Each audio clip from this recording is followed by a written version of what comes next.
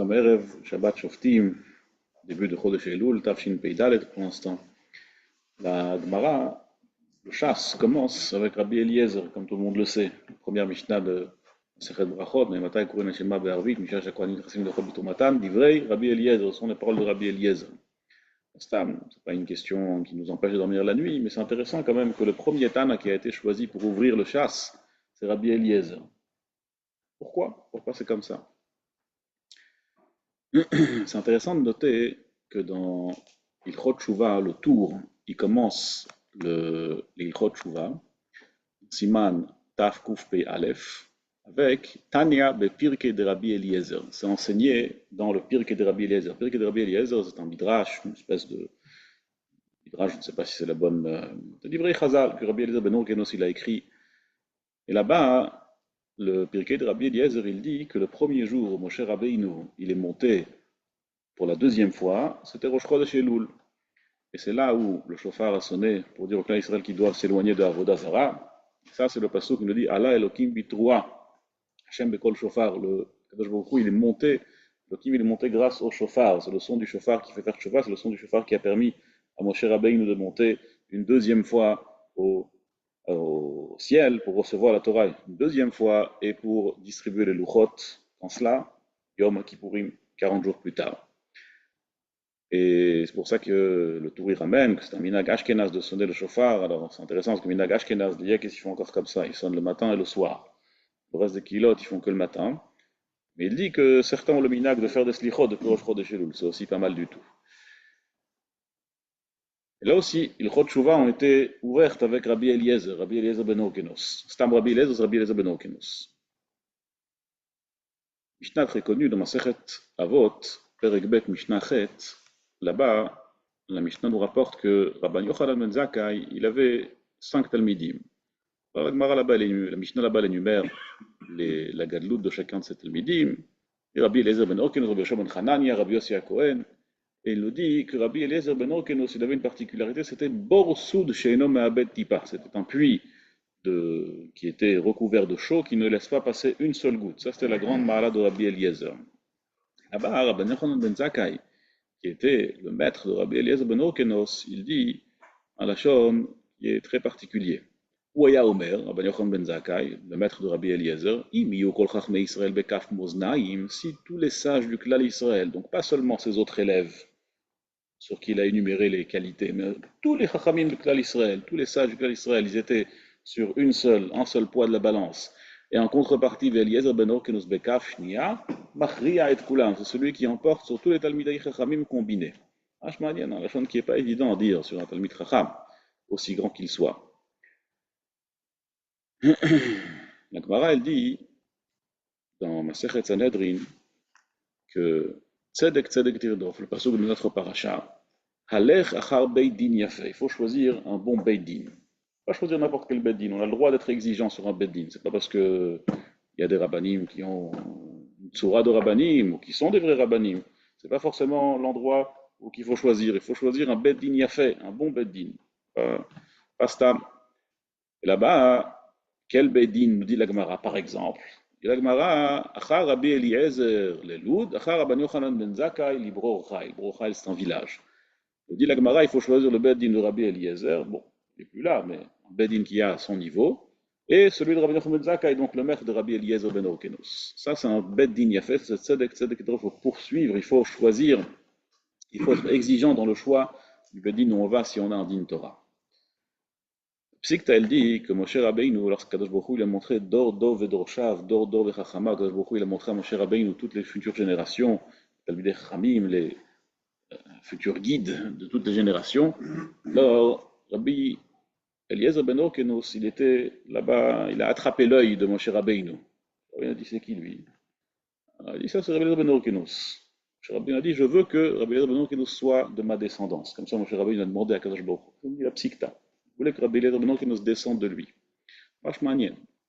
Donc on trouve une gadloute très spéciale sur Rabbi Eliezer ben Orkenos. On retrouve qu'il a été choisi pour ouvrir le chasse et qu'il a été choisi pour ouvrir Ilchot Tshuva. Il faut essayer de comprendre ce qui est particulier, tellement particulier chez Rabbi Eliezer. Pour nous, tous les Tanaïm, ce sont des familles qui sont complètement inaccessibles. On n'a même pas commencement d'idée de la grandeur qu'ils avaient. Az bechol zot, il faut comprendre qu'est-ce qu'il a de spécial Rabbi Eliezer ben Horkenos, quel rapport avec la tchouva, quel rapport avec l'ouverture du chasse, quel rapport avec nous surtout. Alors ben, pour comprendre cela, il faut regarder, en vérité c'est un midrash, mais c'est rapporté aussi dans la Hagdama du Pirkei de Rabbi Eliezer, et de Rabbi Eliezer qui était écrit par Rabbi Eliezer ben Horkenos lui-même. Rabbi Eliezer ben Horkenos, il était au départ un simple paysan.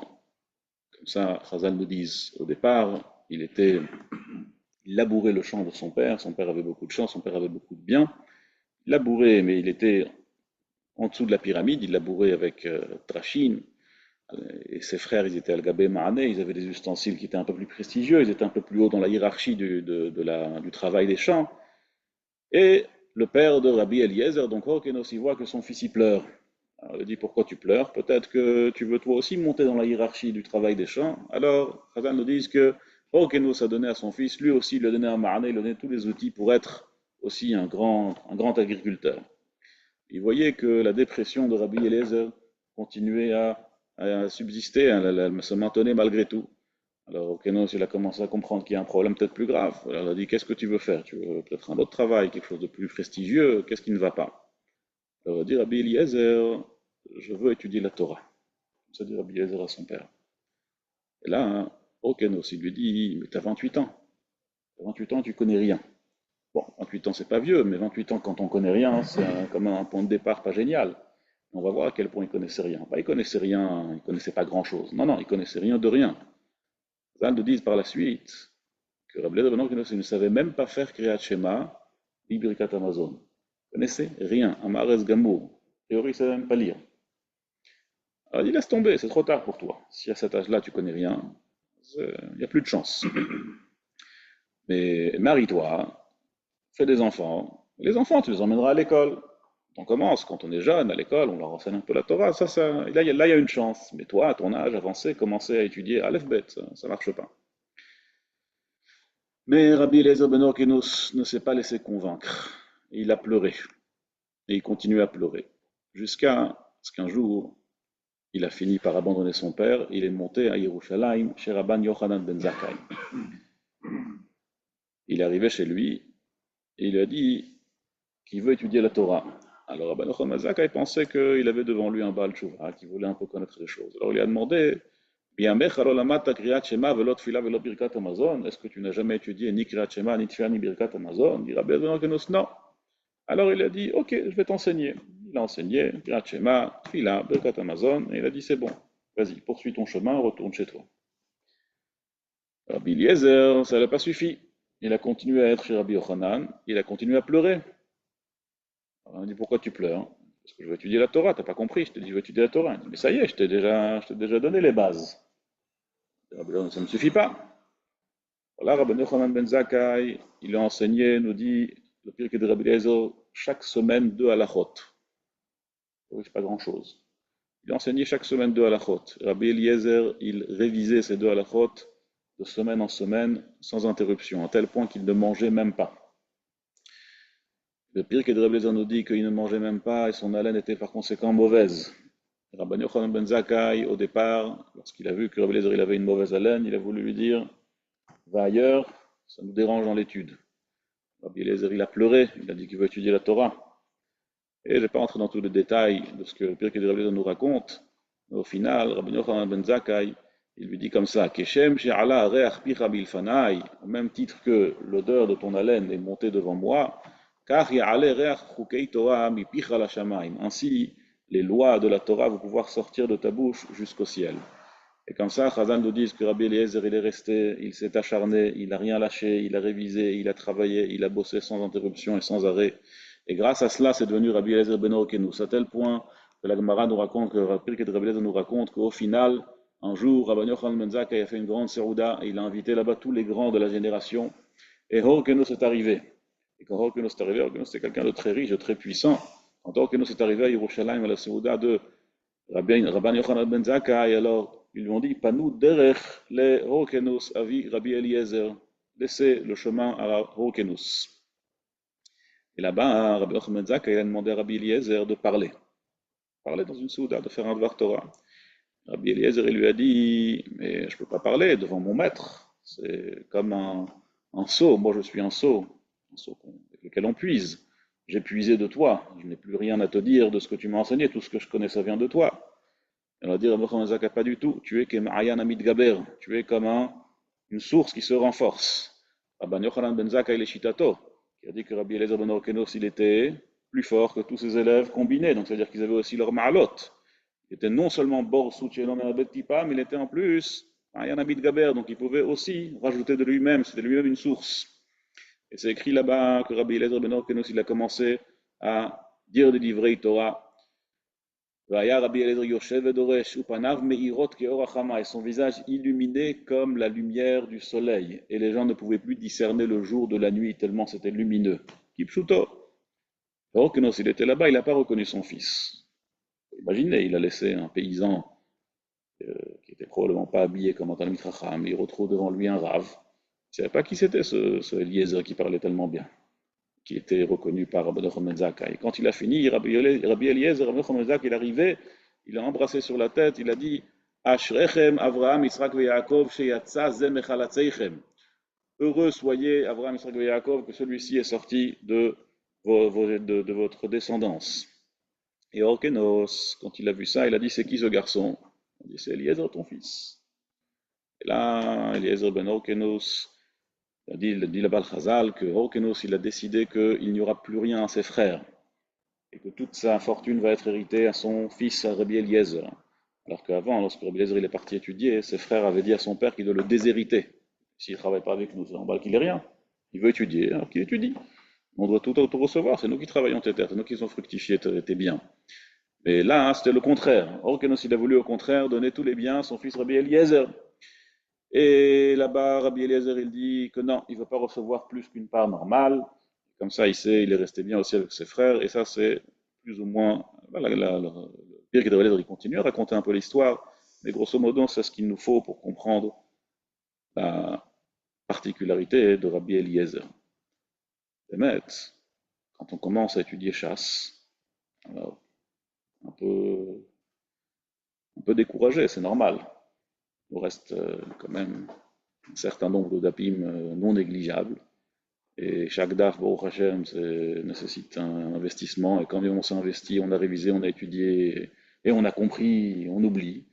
Alors c'est décourageant, c'est très décourageant. Et là, hein, nous disent Chazal, d'ivrei Rabbi Eliezer, n'oublie pas les paroles de Rabbi Eliezer, n'oublie pas d'où vient Rabbi Eliezer. Si Rabbi Eliezer, il connaissait rien à 28 ans, même pas Kriyat Shema, même pas Tfila, même pas Birkat Amazon, et malgré tout, il est devenu Rabbi Eliezer parce qu'il n'a rien lâché, il a pleuré à Kadosh Baruch Hu, il a travaillé, il a bossé. Il faut savoir que nous aussi, on a une chance. Nous, on n'a pas un point de départ qui est plus mauvais que celui de Rabbi Eliezer. Et on peut avoir nous aussi une chance de devenir aussi grand que Rabbi Eliezer si on le souhaite. Et ainsi, lorsqu'on commence, il Chotchouva nous dit le tour, n'oublie pas Rabbi Eliezer, Itab Pirke de Rabbi Eliezer. Lorsqu'on commence Tchouva, quel découragement, quel découragement. Il y a tellement d'années qu'on essaye de faire Tchouva, tellement de Elul qui sont passés, tellement de Rosh Hashanah qui sont passés, tellement de Yemim Noraïm qui sont passés, et on est resté plus ou moins pareil. Bon, peut-être par-ci par-là, on a un petit peu changé, mais pas grand-chose. Alors on est découragé quand on commence à faire Tchouva. Nous dit le tour, Itabe Pirke de Rabbi Eliezer. Allah, Moshe Rabbeinu. Ce jour-là, on peut monter. Moshe Rabbeinu qui était l'ancêtre de Rabbi Eliezer. Moshe Rabbeinu qui a demandé à ce que Rabbi Eliezer soit de sa descendance. Il nous enseigne, il chot Tchouva, il nous dit, n'oublie pas qu'avec de l'acharnement, avec des supplications à Kadosh Baruch Hu, en pleurant à Kadosh Baruch Hu, on peut tout changer, complètement changer. Il ne faut pas penser que parce que l'année dernière c'était pas comme ça et celle d'avant c'était pas comme ça, que cette année aussi on va, chas v'shalom, échouer. Au contraire, cette année tout peut changer, tout peut basculer. Si rien qu'on est sérieux dans ce qu'on demande, si rien qu'on est un peu consistant dans notre travail et qu'on demande à Kadosh Baruch Hu sincèrement de changer, alors on peut changer, on peut complètement être métamorphosé en faisant tchouva. Rapporté, l'Isosro, il dit que Rabbi Eliezer Agadol, il n'était pas Rabbi Eliezer Agadol, c'est Rabbi Eliezer ben Orkenos. Il ne faisait pas partie des Asara Arugei Malchut, bien qu'il était dans le même niveau que les autres Tanaïm, ceux qui ont été tués par les Romains.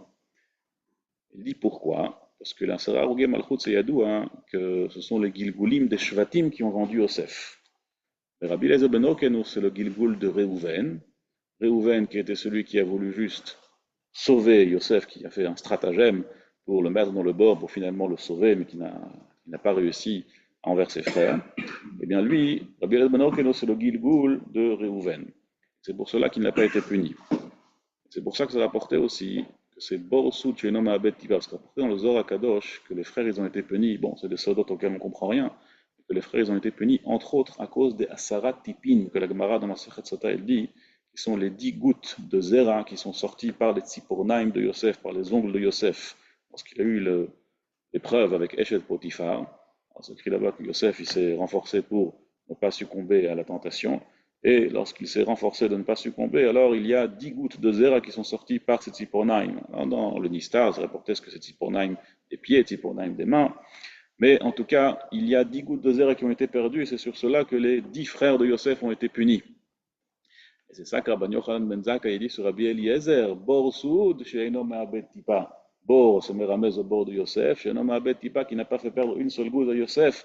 Ça, c'est Rabbi Eliezer ben Horkenos, qui est le Gilgoul de Réhouven, qui est celui qui n'est pas Ma'abed Tipa, qui n'a rien fait perdre à Yosef. Pourquoi est-ce que ça nous touche? Parce que c'est rapporté, nous dit le Bnei Yisroel, que Rabbi Eliezer ben Horkenos, c'est celui qui est Alacha Kimoto dans Kol Ilchot Tshuva. Quand on a une question sur Ilchot Tshuva, il faut regarder Rabbi Eliezer ben Horkenos. Il y a là-bas une question, il est Ma'arich, je ne peux pas rentrer dedans sur les Zmanim de Tshuva, entre Rosh Hashanah, Yom Kippour, Sha'ana Rabba, la Alacha, elle est comme Rabbi Eliezer ben Horkenos. C'est ça que c'est rapporté que Réhouven, c'est le premier qui a fait Tshuva. Réhouven, c'est le premier qui a fait Tshuva. Et là-bas, nous disent Chazal que celui qui est descendu de Réhouven, c'est Hoshea. Hoshea, c'est celui qui a dit Shuva Israël Adashem Elokecha, c'est celui qui a ouvert Ilchot Tshuva. Et de Hoshea, le Gilgoul de Réhouven, c'est Eliezer, Rabbi Eliezer ben Horkenos, qui lui aussi, il a ouvert Ilchot Tshuva. Ça, c'est la descendance de Réhouven, Bechor Israël. Tzedek, Tzedek Tirdof, c'est Bet Dino chez Rabbi Eliezer Agadol. Bet Din de Rabbi Eliezer Agadol. Tzedek, Tzedek, c'est la tzedaka. Toute notre tchouva, en vérité, c'est la tzedaka qu'on demande à Kadosh Baruch Hu. Kedalim ou kerashim dafaknu de la techa dafaknu rachum vechanoun. On dit dans les slichot ashkenaz. On dit qu'on toque à ta porte, et on dit comme des pauvres et des mendiants, et on dit à nouveau on toque à ta porte. C'est quoi ce double toquage? Pourquoi est-ce qu'on a toqué et à nouveau toqué? Toc. Quand on est kedalim ou kerashim dafaknu de la techa, quand on est un mendiant et qu'on n'a aucun espoir, et qu'on toque à la porte de quelqu'un qu'on sait qu'il va nous donner, alors pas nous, mais on sait qu'il y a imaginons un pauvre qui toque à la porte d'un grand gvir, d'un grand riche, il sait que ce riche-là il va donner, il sait que ce riche-là il est à la maison qu'il va ouvrir. Alors il toque une fois, on ne l'ouvre pas. Est-ce qu'il va faire demi-tour? Est-ce qu'il va faire demi-tour? Bien sûr que non. Ça c'est nous. Kedalim ou kirashim dafaknu de la techa dafaknu rachum vechanoun. Ça c'est tzedek tzedek. On demande la tzedaka Kadosh Baruch Hu et on redemande la tzedaka. On demande la pitié et on redemande la pitié parce qu'on sait que Kadosh Baruch Hu, au final, il ne va jamais ne pas nous répondre, ne pas répondre à notre demande de faire tchouva réellement et sincèrement. C'est tzedek tzedek tirdof alech achar bet dino et de Rabbi Eliezer Agadol. Yiratzon bezrat Hashem. Qu'on puisse faire tchouva shleima comme il se doit. Qu'on puisse être un temps soit peu mitamidav chez Rabbi Eliezer Agadol. Et qu'on puisse, Bezrat Hashem, avoir une Shana Tova ou Metuka. Tout et Shabbat Shalom.